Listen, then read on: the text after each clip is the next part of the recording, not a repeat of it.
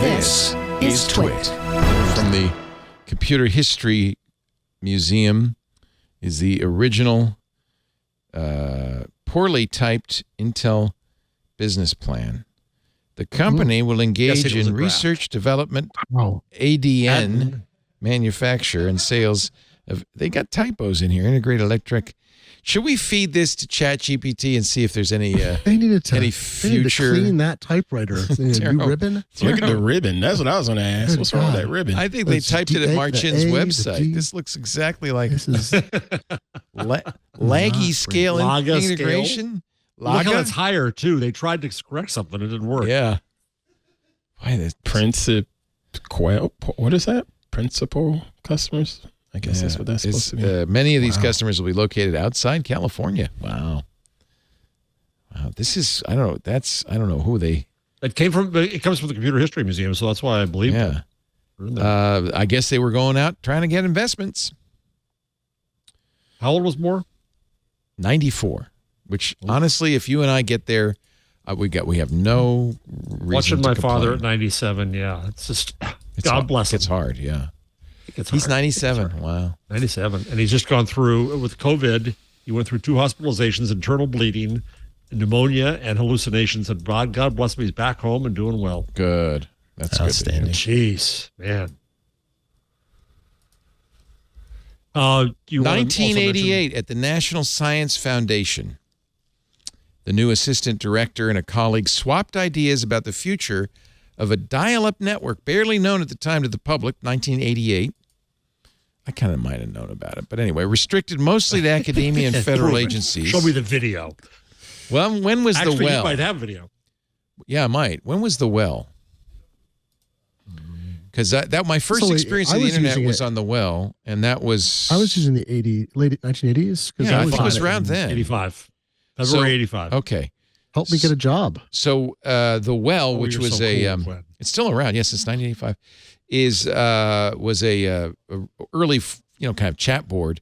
A lot of people in the Bay Area, especially, were on it. Stuart Brand started it. Ran off his houseboat for a while, but I remember when I was on the well that you could issue a command and drop out of the forum into this weird thing where there were things like Gopher and Archie, and you could go around and see stuff.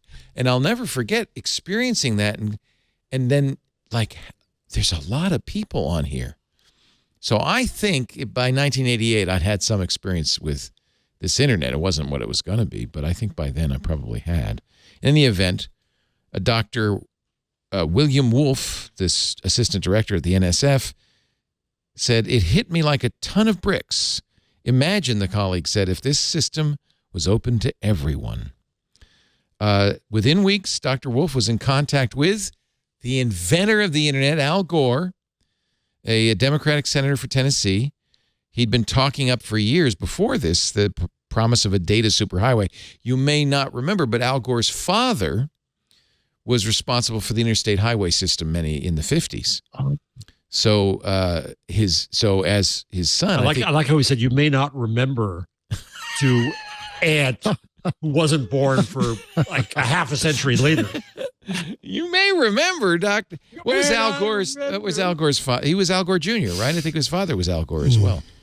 Anyway, Dr. Wulf asked if Gore would spearhead efforts to drop the government gatekeepers from the digital domain.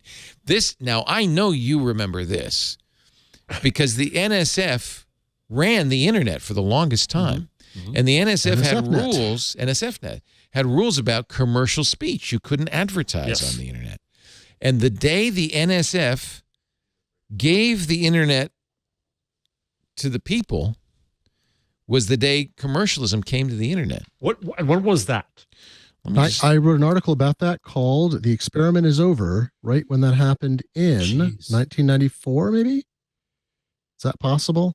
Let's see. 1998. What? Well, no. 96 is when the browser came out. So it was 1995. Okay, so this is from an article. I've got an article here from the NSF. They should know.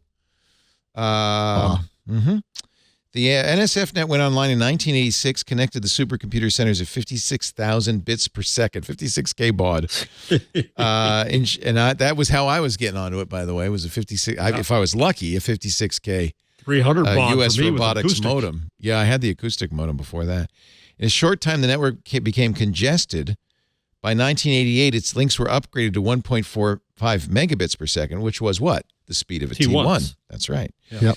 A variety of regional research and education networks, supported in part by the National Science Foundation and ARPANET, were connected to the NSF Net backbone, thus extending the Internet's reach throughout the United States. Throughout its existence, NSF Net carried at no cost any U.S. research and education traffic that could reach it. If you can figure out how to get on this, it won't cost you. Right. It was April 21st, 1995 was the start of the transition, and they agreed to support it for 4 years. But that's when the major commercial backbones, I have a list here, SprintLink, MCI, PSI, UUNet, Network 99. Do any of these names sound familiar besides maybe SprintLink? I remember UUNet. Were the ones. So these were all the backbones, the internet backbones, because up to that time it was run by the NSF. Contractors. That's right. Yeah. The year 1998, according to the NSF, marked the end of NSF's direct role in the internet. That year, the network access points and routing arbiter functions were transferred to the commercial sector. I'm not sure when. Well, that's not exactly right. They're actually, their own history isn't accurate, because that process, I wrote this contemporaneously, and I know this because I started an internet company in 1990, gosh, what was it, 1994? 1995, Wow. no, I'm trying to remember. And it was an early web hosting company, and we were able to do what we did because we could get a commercial link to the internet and run it legally.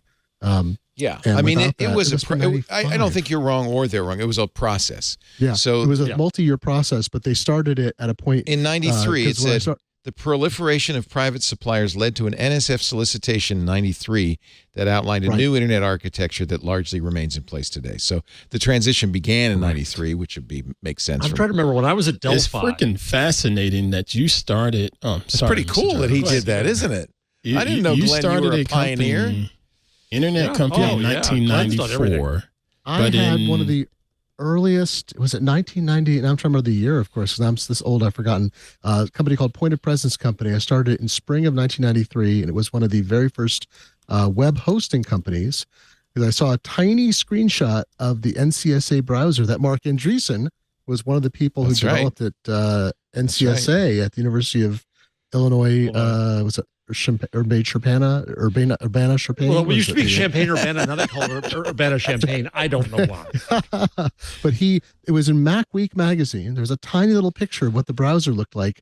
And I remember my boss at the time said, that could be the future. And I was like, you're right. And I started a company a few months later, but we were able to get T1 service that fall that was commercial, and hosted Peachpit Press and a few. Flash, April 1st, 1996. Glenn Fleishman, CEO of Point of Tidbit's host site Presence Company, announced today that the company plans to expand its business to additional dimensions. Fleishman said that in 1996, the company's name will change to Line of Presence Company to reflect its focus on the second dimension. Oh, this is April Fool's. Our April 1st, 1996. That's right. I used to host Tidbits way back. We hosted Tidbits on some old Sun Microsystems. That's very But it was great. cool. I mean, I wouldn't be where I am today if the NSF Net hadn't started the transition when it did, because it was exactly at the time when we wanted to put commercial internet on. And so I've often had the bragging rights. We actually made money. We didn't make a lot of money, like literally tens of thousands of dollars over the years. So we were profitable when I sold the company, and it remained profitable until it was shut down when the person who sold it joined what became part of All Recipes. And other people lost millions or hundreds of millions of dollars. I'm like, well, I made hundreds of millions of dollars more than they did by making $10,000 or whatever it was. Popco. What a great name. Popco.com. Popco. You didn't keep the domain probably, huh? No, it's in other people's hands now, but many years ago. That's a great domain name. So, it would have been a popcorn company domain. Popco. Yeah, that's right. So 1994. You would have made more from the domain than from the company. Yeah. By the way, that's still Glenn's phone number. I just want to say. That's not mine. Sadly, no. So 1994, you start that company.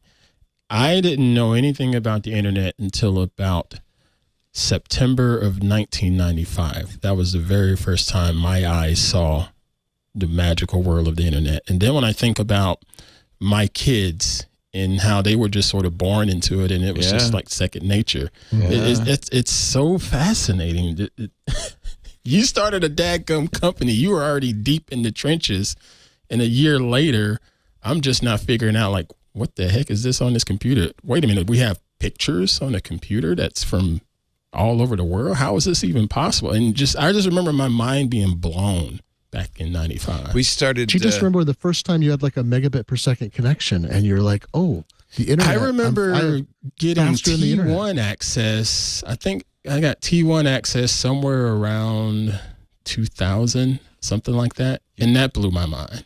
I think I didn't. That was about when I got ISDN, which is 128 kilobits. Right. And then I didn't get anywhere faster than that for a long, long time. It wasn't until I got cable internet. In the early days of, before it was Comcast, it was at home. And I had an at home connection. So I was at Delphi in the summer of Delphi. 96. Yeah. Genie, And, Delphi, and CompuServe. Well, yeah, they're all of them, right? So I went to Delphi for 1 86. month. Holy cow. 96. Oh, 96. Okay. Or 94. Sorry. When did the browser come out? Let's get this messed up. 93 or 94? No, No, no, no, no, 94. when did It was the Mosaic commercial come out? browser. Came out in 94. Oh, the So I was there in Netflix. 94. Yeah. And they were in the process of having to create a GUI. Murdoch had bought it. They didn't have a GUI because it was just a green screen, monochrome, monotype, right?